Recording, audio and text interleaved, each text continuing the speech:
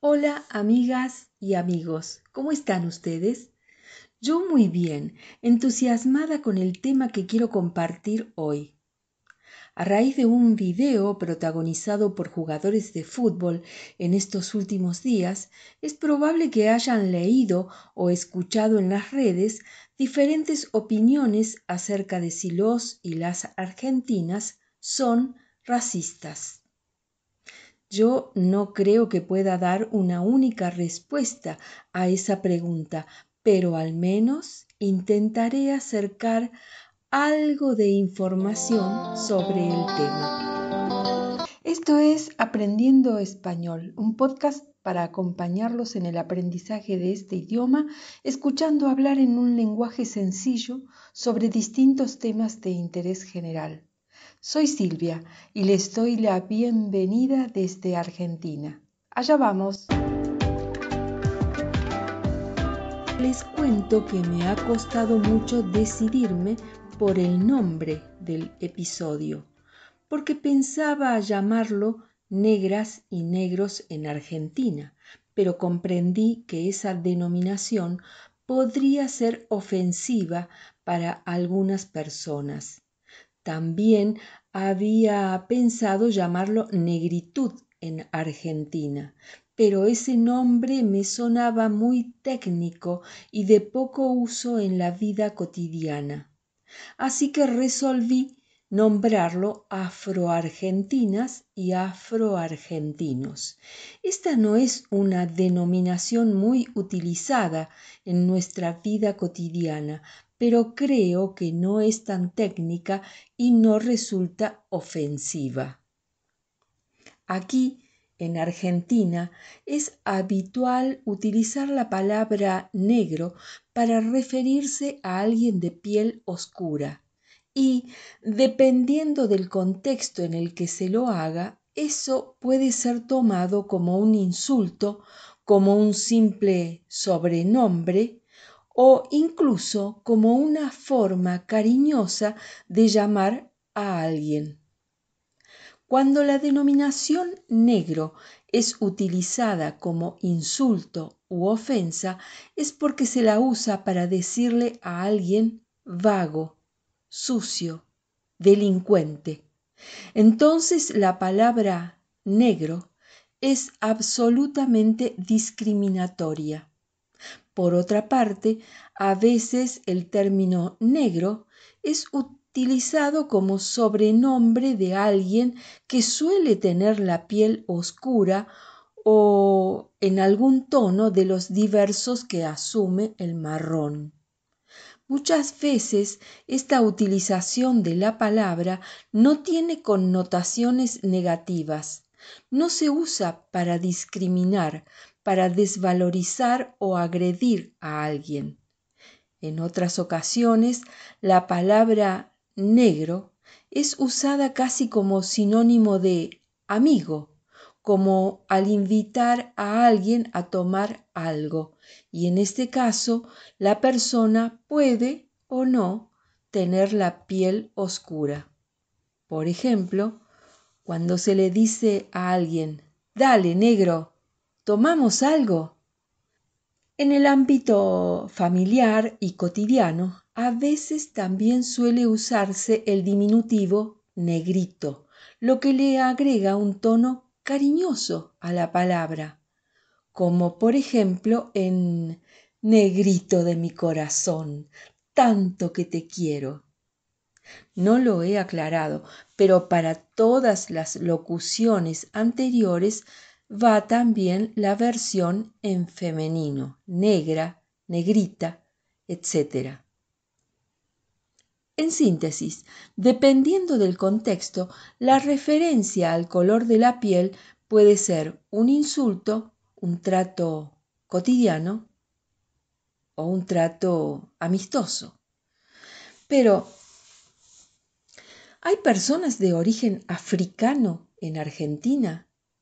Muchas veces se dice que Argentina es blanca y que los argentinos descendemos de los barcos, haciendo referencia a la inmigración europea de finales del siglo XIX y comienzos del siglo XX. y olvidando, por un lado, a los pueblos originarios y, por otro lado, a los y las africanas que fueron traídas como esclavas a este territorio. A esta población tan diversa también habría que agregar los migrantes de países limítrofes y no limítrofes que Argentina ha recibido y recibe aún. Las organizaciones que reúnen a los africanos y afrodescendientes dicen que en la República Argentina viven alrededor de 2 millones de personas de ese origen, aunque no todas se reconocen como tales. Les cuento un poco de historia. A comienzos del siglo XIX, según la región del país, había entre un 30 y un 60% de población descendiente de africanos que habían sido traídos como esclavos. En tanto que a comienzos del siglo XX, solamente el 2 o el 3% de la población argentina se reconocía como descendiente de africanos. Pero entonces, ¿qué sucedió con la población negra en Argentina? Tradicionalmente se dan dos causas principales del exterminio de los negros. La primera fue que muchos varones negros murieron por haber sido utilizados como carne de cañón en las guerras de la independencia y en las guerras civiles que vinieron luego. Carne de cañón es una manera de decir que los soldados de origen africano fueron ubicados en las primeras líneas de los frentes de batalla. De ahí que murieran en mayor cantidad, ya que eran fácilmente alcanzados por las balas de los cañones enemigos.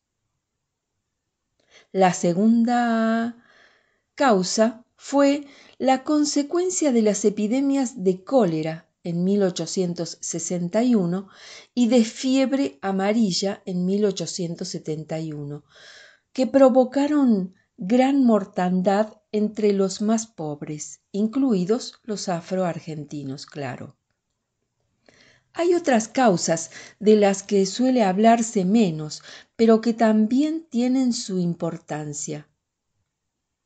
La baja tasa de natalidad y la alta tasa de mortalidad de la población de origen africano, no solo los esclavos, sino también los libertos.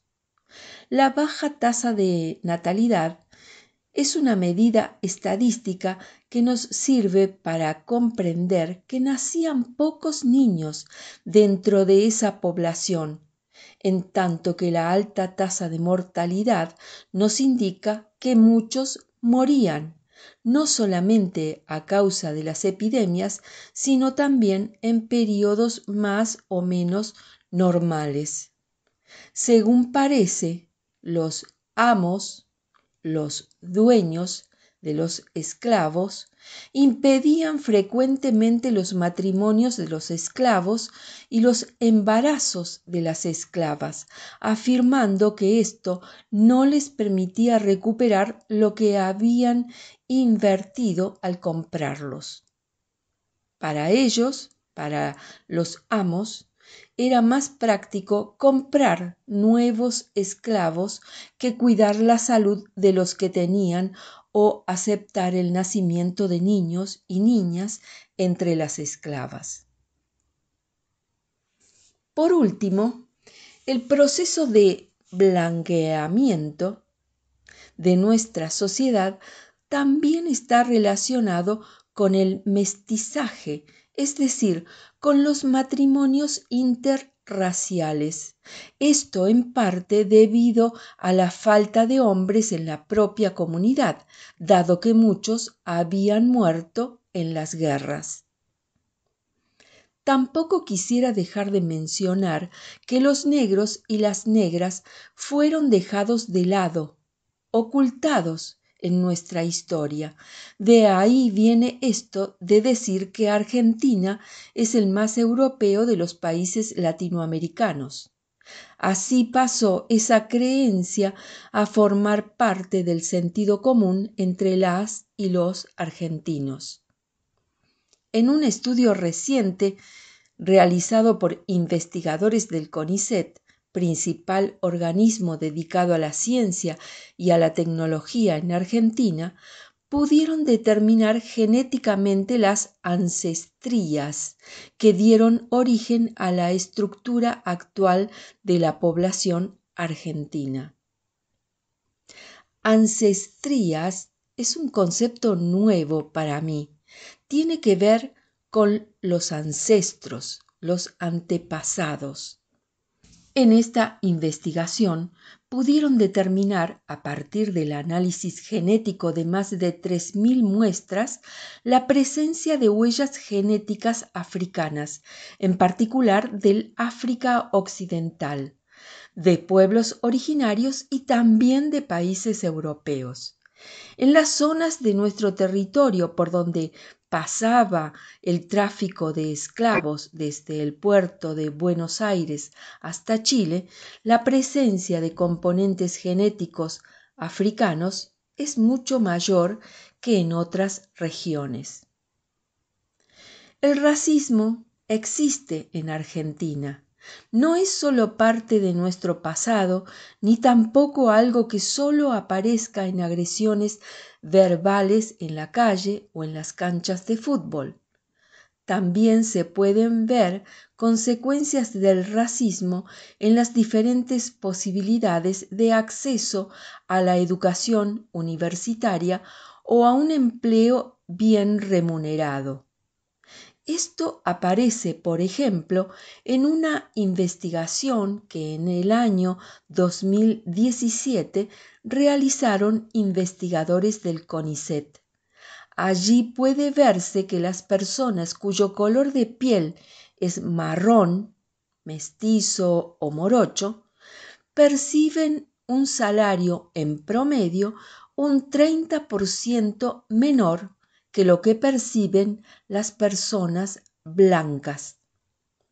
El estudio es muy interesante porque también muestra las diferencias en cuanto al acceso a los estudios universitarios.